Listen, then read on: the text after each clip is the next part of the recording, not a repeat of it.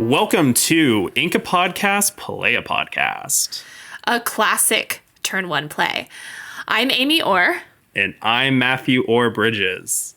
So we're continuing our series on random pieces of advice to give players that we have learned over our time playing Lorcana and playing other card games that are comparable. So we're gonna dive right back into those pieces of advice. Yeah, let's do it. So the next thing on our list is a piece of advice that kind of like what I was saying at the beginning of the show, where you just kind of, I don't know that anybody ever told me this before I learned it. The concept of making your opponent have it. What do you think?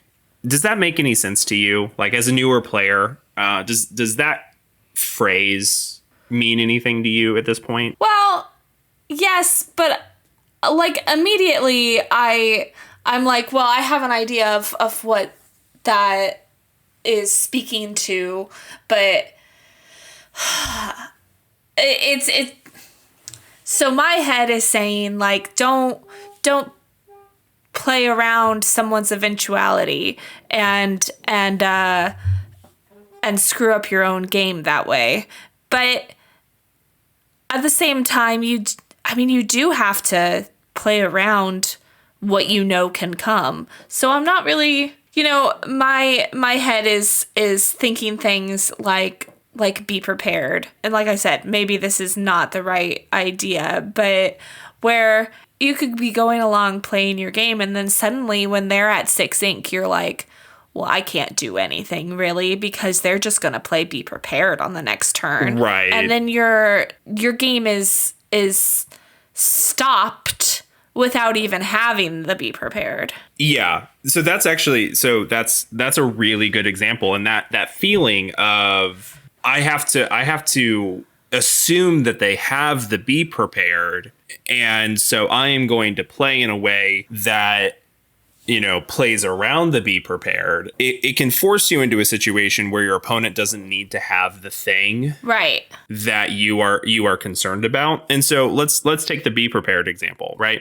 Where, you're going along, it's turn 6, they're going into turn 7, and you have a board and they don't have a board, and you're like, I'm suspicious of this be prepared, right? So the concept of making them have it is you can't play in such a way. You need to be able to play around things, but you also can't play in such a conservative way that just the threat of them having the card is enough to kind of stifle your game plan. Right. So, if you are, I think a clean example of this would be you are two full quests away from winning the game, right? And so if you were to quest out this turn and then quest out the next turn,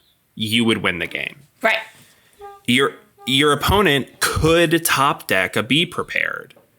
And if they do, you lose the game. The point of it is, well, what are those odds?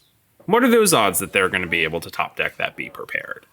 And if they do, I lose the game. If they don't, I win the game. And so it's like, I guess the scenario is a little different where it's you have characters to commit to the board that you don't necessarily have to commit, but committing them and getting be prepped means that you lose the game. Not committing means that you do not win the game on your next turn. It's that whole play to win, not to not lose. Exactly. It is, you have to be playing to win. If you're playing not to lose, you are giving your opponent so much more breathing room than you need to be. It is the aggro deck. They have a very wide board, and if they were just to keep that wide board and just continuously quest with it over and over again, they would win the game eventually, right? You're putting your opponent in the position of having to answer your board. So why are you still playing cards into it? Like, stop playing cards into a board that you are already dominating because you are waiting for your opponent to just blow you out with like something like a Be Prepared. Your board is already threatening enough for the Be Prepared to be an inevitability if your opponent has it. Making them have it is presenting such a game state where the thing that you are afraid of has to be done regardless of your opponent's decisions. The point is, don't let the bluff of something turn into effectively the same thing as them actually having it. You know, I feel like throwing something out there. And this could be moved or just removed, whatever. Okay, I'm excited. Well, it's very, very small, but it feels like it's the same sort of thought, but it's definitely different. I have found lately, I've made several, you know, where you're sitting there and your opponent has something exerted that you kind of want to kill, but you also kind of want to quest. The number of times that I decide, you know what, you go ahead and you kill me instead. And I quest, and then the character that I was going to take out takes me out, but then I am one. Yeah, that feels good. Lore up. Yeah. Yeah, that feels great. That feels awesome. And I don't know why I feel like that belongs in this same conversation. Maybe it's make the opponent do the work. Like, sure. Maybe that's why I think it's a connection. If we're in a match where really all things are pretty even and we're just kind of trying to keep the other from going too crazy, you know, you could be the one taking out your opponents, or you could be the one questing and making them control you, I guess is what I'm talking about. Yeah. That's what that is, isn't it? It's forcing them into the control role, isn't it? That's exactly I'm what it learning stuff. In real time. Oh my God, it's happening. Did you hear that? Did you hear that noise? That was you leveling up. Ding. Yeah, exactly. Do. All right. Yeah. Feel like I just won something. No, and like that epiphany feeling is amazing when it comes to these sorts of things. Like, yeah, no, that's a really good point. And I think it's related to the make them have it, even if it's not directly underneath that topic. But Mr. Smee is a really good example of this, where Mr. Smee has a time limit for the most part on how often he can quest. He's a very aggressive card. He is probably going to trade with anything with any challenge he gets involved in, right? But if you are the one with Mr. Smee in your deck, go ahead and quest with him. There have been so many times where it's like, oh, I guess I could trade with, you know, this Mim Snake, and you know, like, Smee can trade with the snake, and then I still have my 1-drop, and I'm gonna play my Lawrence on 3, and I'll have a bigger board, and they won't have a board. But like, you know, all things being equal, well, I'm just gonna gain 2 lore. I'm gonna push my advantage, and then you have to trade your snake into my Smee, or trade your fox that's coming down into my Smee, and I'm still up. You know, it's the same situation. Your board is empty, and I'm up 2 lore. Yeah. Your opponent's obviously going to want to take care of your 2 quester that's just sitting there. So why not quest with him and get that too, and let your opponent do the work? Yeah. No, I think that's a really great example. Yeah. Good job. Did it. So I think that very cleanly leads into the next piece of advice, which is I think it's going to be one of the hardest things to not get tilted by in a real match, because I'm guilty of this. I've seen people get very frustrated while watching matches. The advice is play the game that your deck allows you to play. So what I mean by that is sometimes you are not drawing the cards that you necessarily want to be drawing at a particular point. And there's only so much that you can do to mitigate that, you know? So instead of writing off that game, I've seen so many people like concede really early because they're not drawing the right cards. And sometimes conceding early is fine, you know, if it's actually a lost cause. If you mulligan into 7 uninkables, yeah, you've lost that game. I'm sorry. But playing to your outs, which is sort of the same thing, but playing to your outs is going to work some of the time. And if you're put into a position because of the cards that you've drawn, it might not necessarily be your exact game plan. It's not the chess move type situation that you're normally in. Play the game that you can play. And that might open up different play lines that you are not familiar with, that you have not practiced. And you're going to have to kind of think on the fly there. But that's really all that you can do. And it might work out for you, as opposed to just giving up those win percentage points because the deck is not doing what you want it to do. Yeah, I've definitely come back from some pretty jankety games where I am nowhere near my curve, and you know, I'm like 5 turns in before I've seen anything that I am like wanting an early game. It really does just kind of turn into like adapt. The number of times I've said something like, okay, I'm about to do something weird. Yeah. The other day I was playing and I looked down at my hand and I've got 3 Sail the Azurite Sea and nothing really else to do. I ended up using 2 of those to triple ink that turn and set me up really nicely for going forward. Yeah. I don't want to do that. Like, that's not how I want to spend my turn.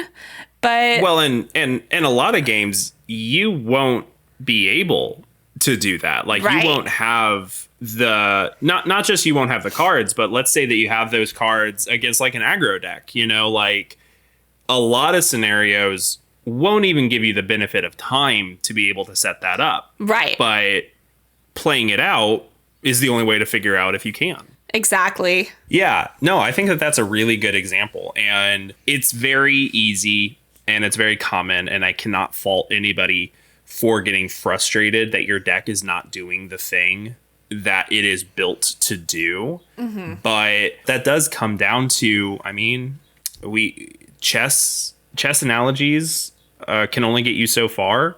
There is randomness. There is luck in this game, and you have to be able to adapt to situations that you are not expecting.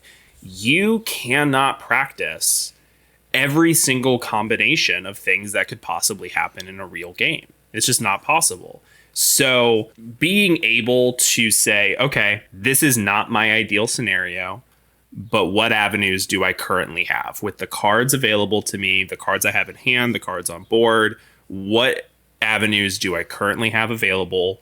And how can I cobble together something that is going to something that is going to advance my board state or advance my position in a positive way? That skill is very underrated. And I don't think it's talked about a lot, but I think the best players, the players that you see consistently at the top of the standings when it comes to like your local tournaments or when it comes to the big international ones, these players have the same luck that everybody else does. Right. But they are consistently placing, and it has to be due to something other than just having good luck all the time. And I think one of the big things that may not get spoken of, but is absolutely a factor, is the adaptability that these players have. They understand the game and how to maneuver it regardless of their resources at any given time. It's a difficult thing to practice. And I think the only way to practice it is just to play. But I think acknowledging it is step one. You don't have as much control over the cards that you draw as you think you do. Playing a Sapphire deck with all of your filtering. I mean, Ruby Sapphire, all it does is draw cards and play Mauis. Like, that's the only thing that it does now. But even that is an attempt to mitigate the randomness, to put yourself into known, established play lines. But that's not always going to work. And you have to be able to adapt. And I think acknowledging that is going to be the first step to you being able to adapt to whatever situation comes up and what game your deck allows you to play. We don't have like a data collection system that is very easy to gather all of this information. There was a point where I went through Melee and I compiled all of my results together so I could see what my win rate was. You're so cool. It was obviously a lot easier. Thank you. You should see my spreadsheet. It's amazing. The problem is keeping up with that is just too much work. It's just not worth it. We don't use like an ELO system in Lorcana like other games do, and we don't have a digital version of the game which automatically tracks what our win rate is. But I get this impression that players, especially new players, but some experienced players, they're really hard on themselves when it comes to losing. Here's the thing. Win rates are much lower than you think they are for good players as an average over the course of like a tournament or like your career. You really should be hovering around that 50-50 for every game that you win, or for every match that you win. You're gonna lose a match. If you have above a 50% win rate, that is really good. Like, the best players across card games, and I'm only going to say card games because it's the only thing that I really know. The best players have like a 60% win rate when it comes to their game, and they're Hall of Famers. So if you don't have a 60% win rate, that is not a bad thing. That is not a thing to feel depressed about.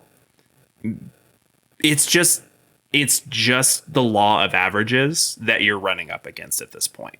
Yeah, I remember when I first learned that the average was not as high as I would have expected it to be. Back when OG Pixelborn was around, and I was playing a lot on it, and after playing a bunch on there, I went to like a weekly tournament, and I was like, yeah, I've been playing on Pixelborn a lot. I don't know, it's going all right. And they're like, what's your win percentage? And I'm like, oh, it's like 70. And they're like, what? Yeah. What do you... Yeah. 70? Amy, that's terrific. Yeah. I'm like, oh, okay. Great. I think that the frame of reference that traps people is they think 70% is a C-. And we're not playing for an A+ here. Right. Like, you cannot win every single game that you play, especially if you're playing people of similar ability. Like, it's just, you're not going to get to 100%. You're not going to get to 90%. So like, your goal should be to be probably above 50%. If you're above 50%, you are a good player. If you are winning more games than you lose, and really matches, if you're winning more matches than you lose, that makes you a good player. And the best players have a 1.2 win rate versus the games that they lose. It's not much. It is very granular, the difference between a good, like the best players and good players, like the win rate difference. So I don't know how much advice I have for this particular one, but I guess the biggest thing is don't be hard on yourself. Like, yeah.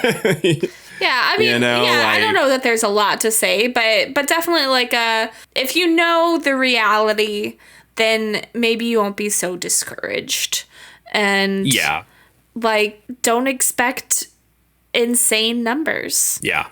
I mean, you can run really hot in a tournament and that feels great. You can get to 80, 90, 100% in a particular tournament if you are running just extremely hot, but not something. The law of averages is going to catch up to you. Well, okay. Eventually. So think about this, all right? So there was that weekend that I won it was a win a case, but since we split, I won a box. Oh, yeah. I won that.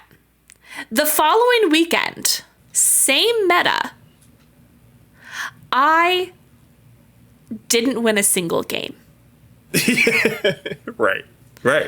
Like, I had my wins the previous weekend. That's clearly what happened. And right. And the law of averages came and smacked me over the head.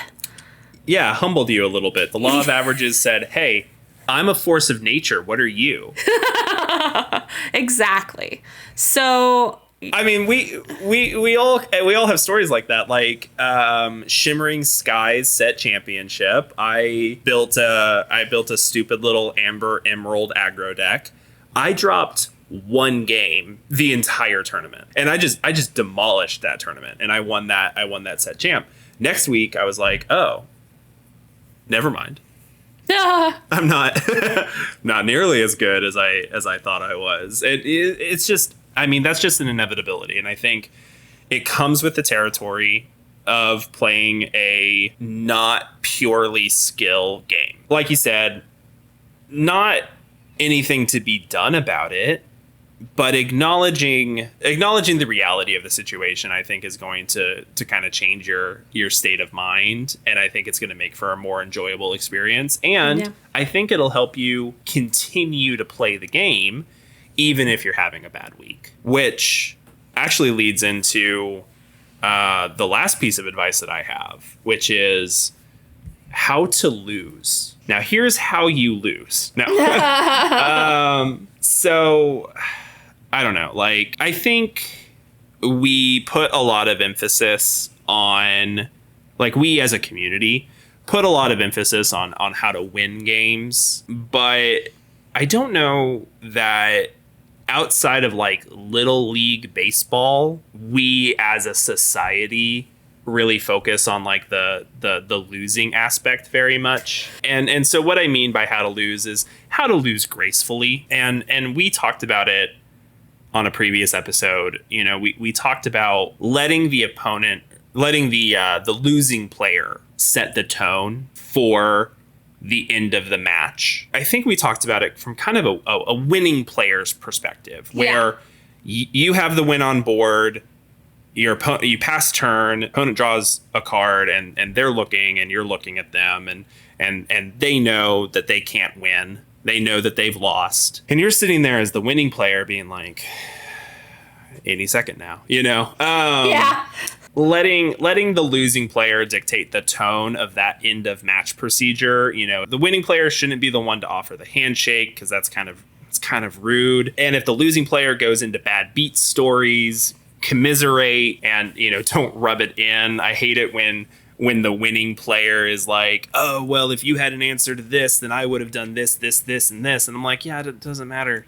Like, don't rub it in, like. I'm thinking about the opposite, where that one opponent of mine who lost then started saying how I could have done better. Yeah. So don't do that.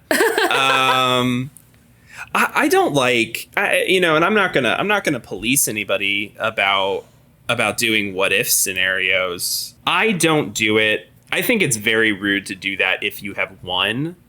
I think it is annoying if you do it when you lose, but it's not rude if you do it when you lose. And I think there can actually be a lot of value as the losing player. You concede and then you show your hand and you're like, yeah, I was trying to set up this, that, and the other thing. Well, and I've done that to you a couple times, where Sure. like I was aiming for something, but then you played a card that screwed that plan, and I was like, right. okay, you've won, you've got it, but Yeah, that's right. I remember that now. but let's just take this card off the board. And I want to see if my plan worked. Now that works well for you and I. That's okay. I wouldn't suggest that in normal gameplay, but I think you can, depending on, like, I don't know, like. Oh yeah, if you've had like a good rapport throughout, then I think you could totally do something like that. But But in general, that might be a little weird to do, especially since I actually reached over and took the card and hit it. Yeah, you were just like, you didn't play that card. that card didn't happen, and now it's my turn, right? Yeah, exactly. Well, so that's what I mean, is that I think there is value in the what if scenarios from the losing side, where it's, oh, I was trying to do this, I missed my inkable, so I couldn't do this line of play. I was trying to set up this, but you played that, which made me not able to do that. Those sorts of things, and kind of deconstructing the game. I think that does have value. I think it has value for both people. Agreed. Yeah, 100%. I don't think that the winning player should do that. I think that feels weird and wrong. Now, I think the winning player could answer sure, yeah, you could have done that, but then I would have done this. So yeah, I think that that's fine. Again, going based off of the idea that you're letting the losing player set the tone of that conversation. If the winning player is the one who's like, oh man, I thought you were going to do this, but then I was going to do this. And it's like, well, then why are you saying it? Like, who cares? Are you trying to make me feel bad? Because I don't know, it just feels weird. And I'm sure that not everybody who does that has negative intentions, but it's just bad sportsmanship at that point. It feels like rubbing salt in the wound. You've already won. Don't tell me how much you could have won by. Well, and I do get it from the winner's side, because honestly, there's probably lots of thoughts that they had that they will never be able to share with anybody. You know what? That's okay, though. I mean, yes, that's what it comes down to. Is like, I am sorry. That sucks. I'm glad you had this really cool thing that you were planning, but you didn't need it. You won the game. It's the same thing as when, if you as the losing player know that you're about to lose, and you pass turn anyway, you're just like, whatever, just play it out. Go ahead and quest out, you win. And then they start doing other things. That's the same thing. That's bad manners. And you're just like, okay, well, I'm just gonna scoop. You can do this on your own. You don't need me here. But my point is, as the losing player, I think you also have a responsibility. We talked about the responsibility of the losing player to set the tone, and I think that tone needs to be you can be upset about losing. I think that that's a completely valid feeling to have. I know that I'm upset when I lose. I don't want to lose. I like winning. So I think it's valid to be upset. I don't think that every expression is valid in the same way, where it's like, it's not your opponent's fault that you didn't draw inkables, or it's not your opponent's fault that they answered your plays. That's what their job is. I think one of the biggest things is, don't take it out on your opponent just because they beat you. That's what you're trying to do to them. And it's not fair, and it doesn't create a good working or play environment when you make your opponent feel bad for beating you. And I don't know, I mean, this is a life lesson that you can take everywhere, which is just, learn how to be a good loser, because like we just said, it's going to happen 50% of the time. Yeah, but as good old emotional me, I'm going to be honest that sometimes you're going to lose poorly. And yeah, I don't know that you're going to have a 100% success rate at that either. Yeah. I mean, I feel like in general, I'm a really good loser, because I think I'm always just learning from the losses, and I don't know. Matt, you would have a skewed view of it because I'm not a good loser against you. I think that's different. I think that's not the same thing. No, that's not the same thing. In general, I think I am a good loser. Yeah. But like during the Bucky meta, I played. Yeah. I was already out of contention, so I was just wanting to play and have fun, Yeah. And I played someone who buckied me so hard both games. Yeah. Where I literally was just like passing every turn. Yeah. I think the Bucky meta really tested this particular piece of advice. Yes. I think it stress tested this, good sportsmanship when you lose. Because I mean, like I'm the same way. I think I feel as though I'm a good loser. I think so. feel as though I am. Yeah. Because for me, I'm having fun. Like, I like playing the game, which it feels as though a lot of people don't like playing the game. And it's like, why are you playing this game? Yeah. Like, we're supposed to be having fun here, guys. But I'm just having fun playing the game. And the best games that I lose are the ones that are close. Or not even just close. Like, something cool happened, or it was good. Games do not necessarily mean that they were close or that there was competition, or, it could mean it was just a fun game to play.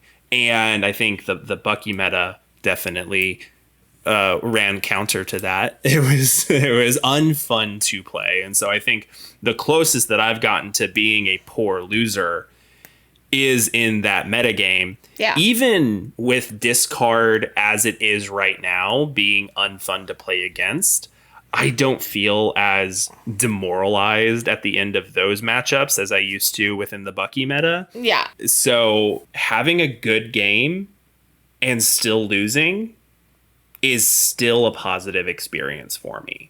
I think I don't know, like, I'm trying to figure out how to concisely say like a piece of advice for this, but just like don't let your self-worth get wrapped up in the identity of winning a game, because again, the law of averages is going to come for you. It's going to happen. You are going to lose games. And I think the better winner and loser that you are, one, the happier you are going to be. And two, the more people are going to want to play with you. If you have a reputation of being a poor winner and poor loser, when people look and see that they're paired against you, they're going to sigh and be like, yeah, okay. No, that is, I mean, it's definitely true. There are certain people, and I will not name names, that I don't want to play against. Do it. Name names. I don't want to play against because whether I win or I lose, I walk away feeling bad because of their attitude. Right. Yeah. I think people talk too much in general, but there are certain people that, I don't know, like, I think obviously they're not doing it on purpose, but it's like, if you had stopped talking 2 minutes ago, this interaction would have been 1,000% more positive, but you kept talking. And it's like, yeah, man, I was there. I know what happened. You don't have to, oh my God, wasn't it crazy when I blew you out with the and then along came Zeus that I top deck? And it's like, yep. I just kept top decking that. That was great. Yeah. That was crazy. Yeah. It was just like, yeah. Let's move on. Let's like, that's not a fun story for me because it sucked. I get that it was a fun story for you. I don't know. It's this interpersonal communication issue that I think, again, goes beyond card games. I worry that people don't know how to talk to other people. It's a sore subject to have lost a game like this, or just having lost a game, having lost in a competition is going to be a sore subject, regardless of how you take it or how you end up. And it's going to affect people differently, you know? And so like the same people who don't know how to lose gracefully are also the same people who are not going to take recaps of that loss well. and so I don't know, it's just like a compounding issue. And I think, again, this comes down to awareness. I think you just need to be aware of how people are affected by your interactions with them, and don't salt that wound. Like, there's just no reason to. Like, regardless of if you won or lost, there's nothing more to be said, aside from, of course, you know, like constructive criticism about like different play lines and different alternate ideas and that sort of thing. But I think a lot of people forget the constructive part of that, and they just go to criticism. Yeah, that's which true. is not helpful. All right. Well, I think that is where we're going to leave it today. I think we had some good back and forth. We had some good advice giving and taking. I liked it. Yep. As usual, I'm learning as we go. I mean, I am too. I mean, there is so much to learn about games and about this game specifically, and I think that's why I like it, is because there is a depth to it that I think is hidden until you get a little deeper into the game. So I think the advice is very helpful to kind of lay it out, and we have, even just talking about it, you have epiphanies. Yeah, you know. So I think that really helps. So I think we're going to do this again. We're going to have another advice episode. If you guys like this, let us know. If you leave us a comment on any of those sites, we'll know. And tell us what your advice is. What advice do you have for new or experienced players? Yeah, give us your advice, or if you're looking for advice about a specific thing. Oh, that's a good idea. Yeah. That's a good idea. Yeah. Ask us. I like that. Yeah. Yeah. But for now, we're gonna get out of here. We got a DLC to prepare for. I don't know. I don't know when this is getting released. Yeah, well, we're always preparing for a DLC. That's how winners win. Okay, bye. Bye. Dope. Yeah. Look at us pulling that off so well. That was so clean. So clean.